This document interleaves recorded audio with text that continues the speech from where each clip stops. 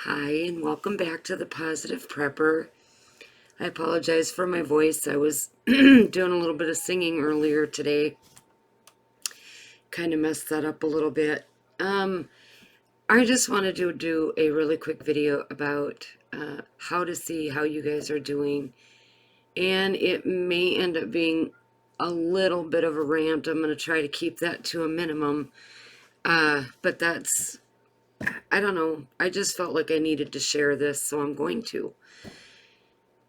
So, all of this stuff that's going on with the COVID and the vaccines and the schools and the businesses and the rumors of war, threats of war, and rumors of war, it can be all very stressful and overwhelming at times. And I think maybe that's why I'm doing this video, because I think I felt a little bit of that today when I was at my other job. And so, just a couple of things that you should understand. Part of my background, my personal background, is in mental health counseling. So, I am always concerned about people's mental and emotional health.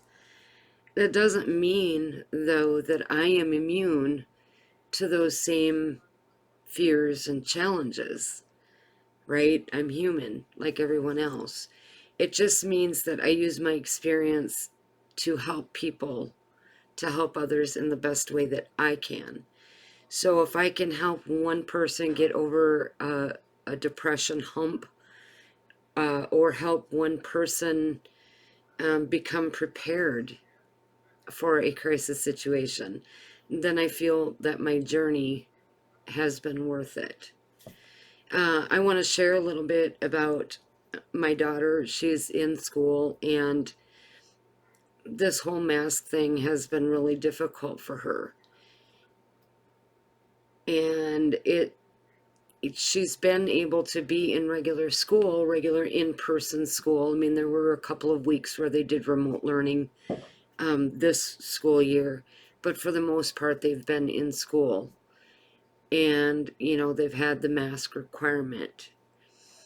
And I had a conversation with somebody else about how their children have been affected by all of this. And I think it's something that we, as parents, because we're so, I guess, in tune, maybe is the right way to say that, to everything that's going on around us.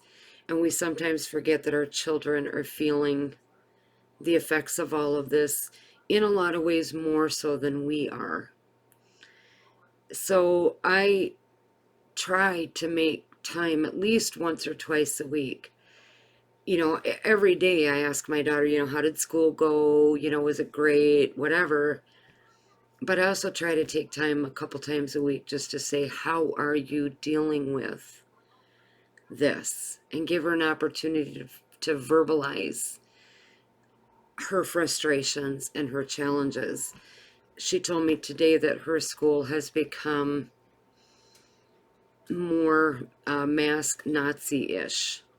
So even if their masks, drop down just that little bit, you know, pull that mask back up, and then they, which I'm gonna be honest, I am anti-mask, anti-vax. That's just me and my family. But we understand also that her mental health of not being in school and not being able to socialize, that has to be taken into consideration. And she understands that as well. But they seem to have gotten worse about it. So it's like if you get 10 check marks, uh, something like if you get 10 check marks, it's a minor uh, where you get in trouble. And then if you get another 10, then it's another minor. But if you get another 10, then it's a major. And I assume that means suspension or whatever. Uh, we just told her do what's right for her. And, you know, she's she's a strong young lady. And But I can't imagine these kids, at least she's able to go in school. There's a lot of people out there whose children, I guess even the seniors, have not been able to go back into class. That breaks my heart, not just coming from the mental health standpoint of the suicides, but understanding the need for that social interaction for children and teens. I mean, I cannot imagine what some of these kids are going through. It is affecting them so badly. So I think my thing out of that rant, if you will, and I apologize, is take time, talk to your kids, find out how they're doing, really doing, not, oh, I'm fine. Ask specific questions.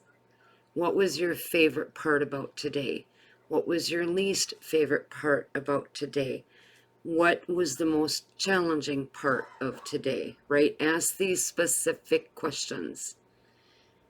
Watch for those warning signs of depression and suicide.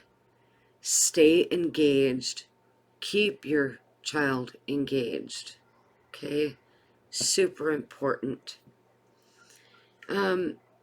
I remember driving through a local, one of our local towns. I think it was back in August, I believe is when it was. And they were supposed to have like their town days that weekend or something. And my husband and I drove through, and I just remember feeling so sad. Uh, like horribly sad. I remember not seeing any activity. No smiling faces on the sidewalks. People weren't hanging outside the bars laughing, having a smoke and a drink or whatever. No people with shopping bags in their hands going from, small family owned business to small family owned business. It was so super depressing. And I remember getting home that night, and I probably cried because that's what I do. And I just remember feeling like the whole world at that point had just become one big depressed ball, like, I don't know, fear, sadness, probably some anger. It was just like this big, the entire globe was this big ball of negative energy. Um, and it was just so heartbreaking. And it's been that way, for months. Now, where I live, things are changing. Uh, but there's still a strong feeling. I don't know if it's dread. I don't know if it's anticipation. I don't know what the right word to put on it is. Like we're just at the beginning. Now, mind you, we've been in this lockdown for a month. It's March, right? We've been in this for a month or a year, and it still feels like there's more of this to come. I don't know what you guys all think about that. I'd like to hear your opinion about that in the comment section below, but that's just how I feel. And it feels like there's something more coming that's going to even more negatively impact all of us. Despite that, though, I do see more smiles in my area. There are very few places that actually require the masks. Most of them are they're not gonna hunt you down in the store and escort you out. They're not gonna call the cops. People generally around this area, even if they are wearing masks and you're not, they're not gonna come after you. So that's been really good because we've been able to see a lot more smiles. And our main streets are busier. Our bars are open. I think that was on the national news that because our bars were open, the state next door, the people living on the border were coming across the border to, come to a bar or restaurant because theirs were still shut down. So I think everybody's just doing the best that they can, and I'm seeing some positive things happening, so that's been really good. I am doing the best that I can in the way that they're doing the best that they can. And I imagine that this is you doing the best that you can do, just to get through all of this. Don't expect any more of yourself than to just take it day by day, get through each challenge day by day by day. Take time to find little things to smile about.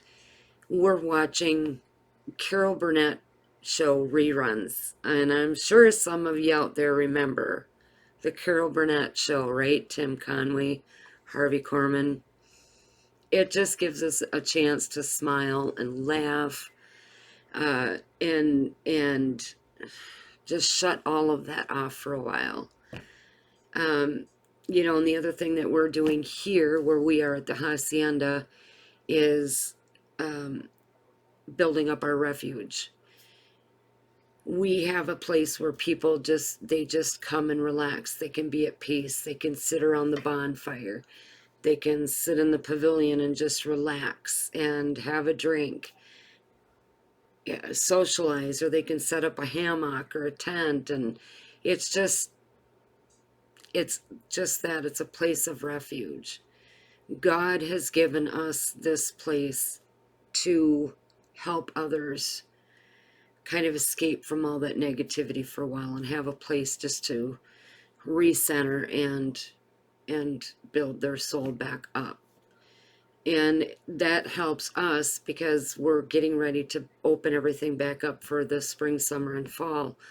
And so it gives us something really positive to stay focused on. Um, so I guess, the point of all of this rambling is, we also have God. And I don't think that we would have made it through what we've gone through, financially, emotionally, spiritually, socially, without Him. I don't think we'd have made it this far. So I want you to remember that just keep on doing you. You are wonderful and you are enough. Thank you for watching The Positive Prepper. God bless.